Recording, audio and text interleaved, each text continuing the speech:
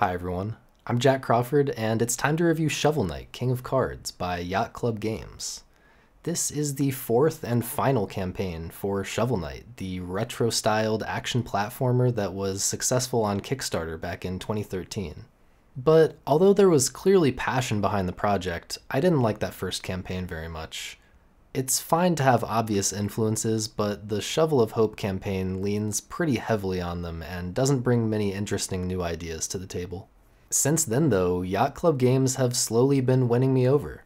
I've enjoyed watching them evolve as designers, storytellers, artists. Each new campaign is a bit closer to something I can wholeheartedly recommend. In King of Cards, you play as King Knight, who controls simply enough. You have a bash attack, which can turn into a spin. You can also time a roll at the end of a bash to avoid the spin, which is nice. It's unfortunate that so much time is spent bouncing on enemies, just like in the original Shovel of Hope campaign, but across 4 playable characters there could have been a lot more overlap, so I won't complain too much about that. More and more platformers these days have finely tuned movement that feels satisfying completely on its own. King of Cards leans more in the opposite direction, toward the classic action platformers, which often felt somewhat rigid by comparison. It makes me miss the more fluid and exciting movement of Spectre of Torment and even Plague of Shadows. It's not necessarily such a bad thing, but King of Cards level design doesn't quite make up for it, and it doesn't help that the levels are never difficult enough to make me feel tense the way I do when I play Mega Man, for instance. There's a wide variety of mechanics that the levels are designed around, and some of them feel uninspired, like this bouncy button, but most were interesting. They just felt like they needed to be taken a few steps further. The movement required to get through this room is very obvious and easy to execute. Only one enemy shows up and you have plenty of time to finish the level before it tries to stop you. These lightning blocks are one of the more thoroughly explored mechanics. You have to walk on them, you have to deal with enemies walking on them, and this part at the end of the level is a decent challenge. But it still feels like there was way more potential there.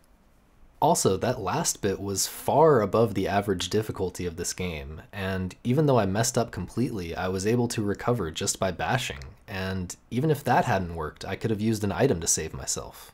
Here's a rare moment when it felt like everything came together.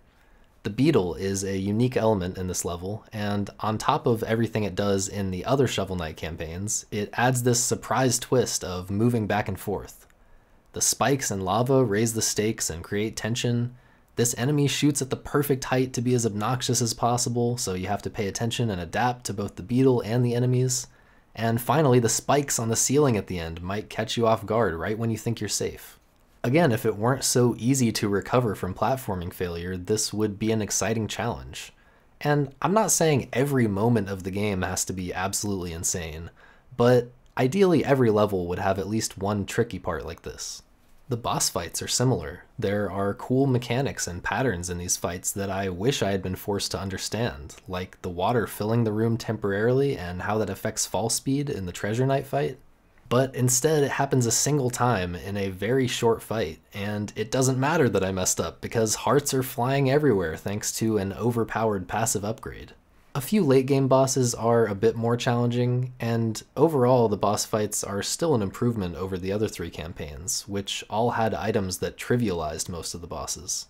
On top of the items being more balanced, I also found them more fun than the items in the previous campaigns.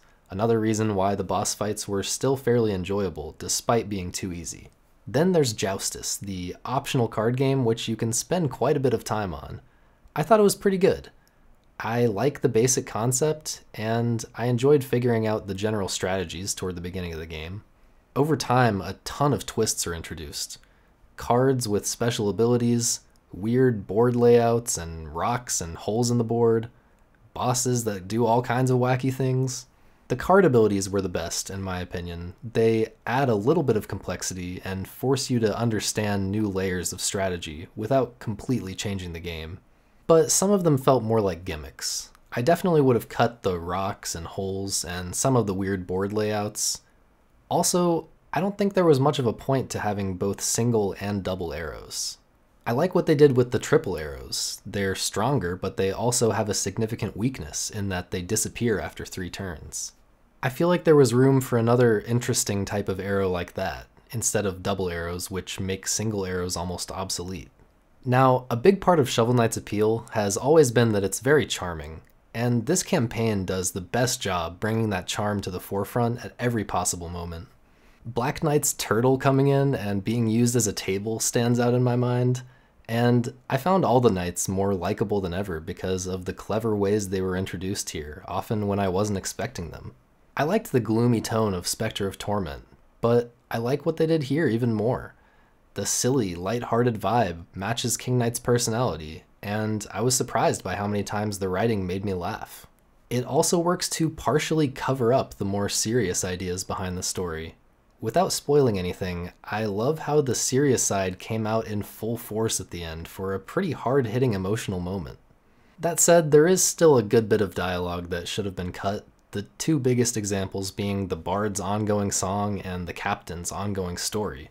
And once again, there's this awful trope of NPCs with mostly pointless dialogue who walk back and forth and can be missed, so you have to wait for them to show up again if you want to talk to everyone. You can make an area feel more alive by having NPCs that move around in the background.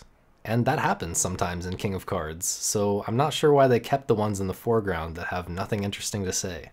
In addition to Joustus, there's the usual optional stuff like New Game Plus and challenges. Personally, these aren't a big factor in how much I like the game, but New Game Plus was a bit disappointing for me. I loved New Game Plus in Spectre of Torment. You essentially have to spend health to use items, and your health is constantly ticking down. I thought that was a brilliant way to make the game more difficult and exciting, and I actually wish I had had the option to do that as my first playthrough, although it would have needed some minor adjustments. King of Cards New Game Plus is sort of similar in concept, but much less appealing. By killing enemies without getting hit, you build up a multiplier that gives you more money, and now you have to spend money to use your items. Then when you get hit, all of your money flies out Sonic style, and you can chase it down to get it back. It just feels like it was designed to be an interesting or funny concept rather than something that's actually fun to play. Finally, there's the soundtrack. The game is full of these intricate, layered, 8-bit bangers. I've liked pretty much all the Shovel Knight music, but most of my favorites are in King of Cards. I love the classical-inspired tracks for Joustus. They give you that regal feel, but they're still super catchy.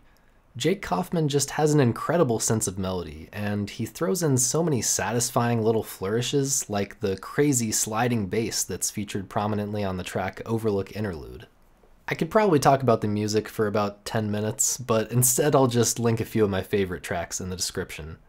I will say though, it annoys me how the music changes so often in the Joustus areas.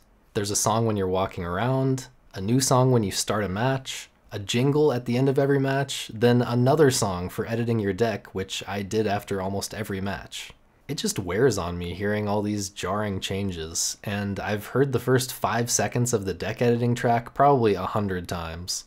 As a whole, King of Cards is a solid action platformer, and I like that they were willing to try something weird with the card game.